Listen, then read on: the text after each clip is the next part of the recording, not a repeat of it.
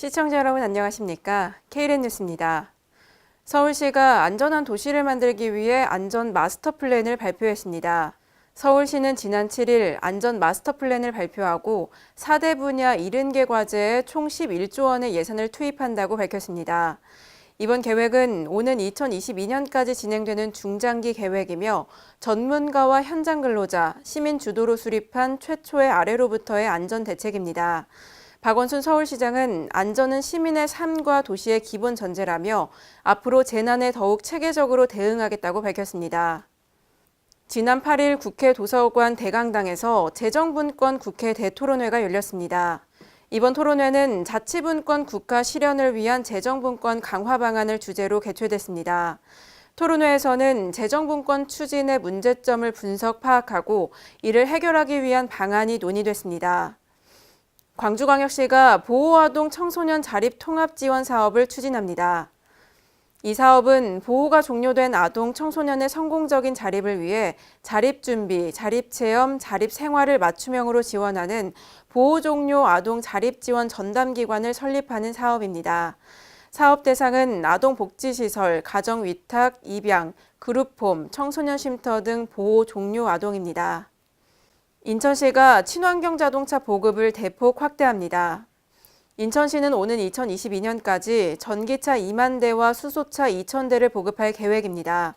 특히 화물자동차 운수사업법 개정으로 1.5톤 미만의 전기 화물차 구매 수요가 발생할 것으로 예상됨에 따라 내년부터 전기 화물차 50대와 전기택시 100대를 우선적으로 보급할 예정입니다.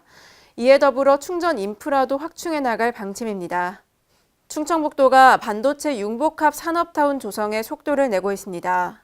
충청북도는 지난 7일 반도체 혁신 포럼을 개최했습니다.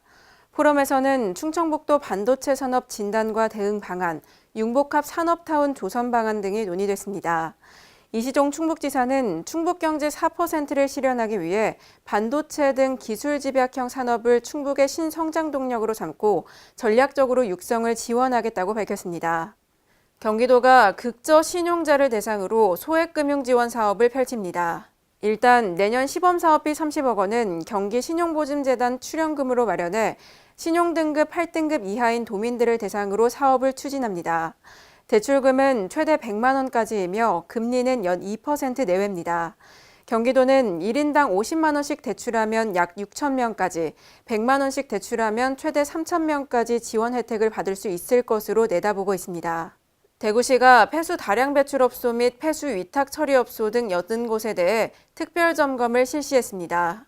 대구시가 지난 8월 1일부터 10월 31일까지 점검을 실시한 결과 모두 20개 사업장에서 32건의 위반 행위를 적발했습니다. 적발된 유형으로는 의료 폐기물을 생활 폐기물과 혼합 보관하거나 사업장 폐기물을 부적정하게 보관하는 경우, 또 폐수를 사업장 내 우수로에 무단 배출하는 등이었습니다. 대구시는 이번에 적발된 업체를 검찰에 송치하거나 1,000만 원 이하의 행정처분을 요청할 계획입니다. 오늘의 브리핑입니다. 행정안전부가 주민등록법 시행령 시행규칙 개정안을 입법 예고했습니다.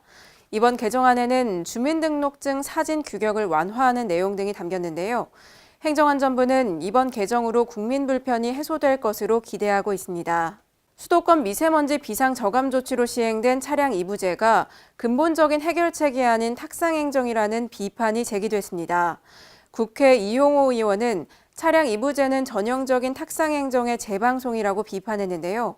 그러면서 정부가 중국의 미세먼지 대책을 촉구하는 외교적 노력과 함께 도시숲 조성, 수소차, 전기차 확대 등 근본적인 대책을 내놔야 한다고 강조했습니다. 지난 8일 미세먼지 비상대책으로 충남과 인천, 경기 지역의 화력발전 출력이 80%로 제한됐습니다. 미세먼지로 인해 화력발전 상한 제약이 시행된 건 이번이 처음인데요. 산업통상자원부는 이번 화력발전 상한 제약 조치로 총 110만 킬로와트의 출력이 감소되고 초미세먼지는 약 2.3톤 줄어들 것이라고 밝혔습니다. 경상남도가 스마트 경남을 실현합니다. 이를 위해 우선 경남 스마트시티 구현 추진 계획을 수립하고 도시혁신지원센터 확대 개편을 마무리할 예정입니다. 경상남도 관계자는 경남 지역의 경제혁신 기반이 될 스마트시티, 도시재생 뉴딜 사업, 스마트 산업단지 추진에 최선을 다하겠다고 말했습니다. 조세심판원이 경매를 통해 낙찰받은 부동산에 4%의 취득세율을 적용해야 한다고 결정했습니다. 지난 2일 조세심판원은 경락취득 재산에 부과하는 취득세에 매매세율을 적용해야 한다며 지난 5월 결정을 뒤집었는데요. 경기도는 이번 조세심판원 변경 결정을 통해 유사한 조세심판 청구가 조기에 종결될 것으로 보고 있습니다. 대구시가 교통사고 다발도시라는 오명에서 벗어나기 위해 위험교차로를 개선하고 있습니다. 대구시는 지난 2016년부터 총 사업비 62억 원을 들여 교통사고 다발교차로 50개소 개선 사업을 추진하고 있습니다. 대구시는 현재 사고 다발교차로 50개소 중 29개에 대해 개선 사업을 완료했고 남은 21개소에 대해서도 조속히 개선을 마무리할 방침입니다. 전북 지역에서는 2019학년도 대학 수학능력 시험에 2만 560명의 수험생이 응시합니다. 올해 수능 시험은 오는 15일 전주, 군산, 익산, 정읍, 남원, 김제 등 6개 지구 63개 학교 777개 시험실에서 치러집니다. 수능 성적은 다음 달 5일 발표될 예정입니다. 이상으로 K랜 뉴스를 마칩니다. 시청해주신 여러분 고맙습니다.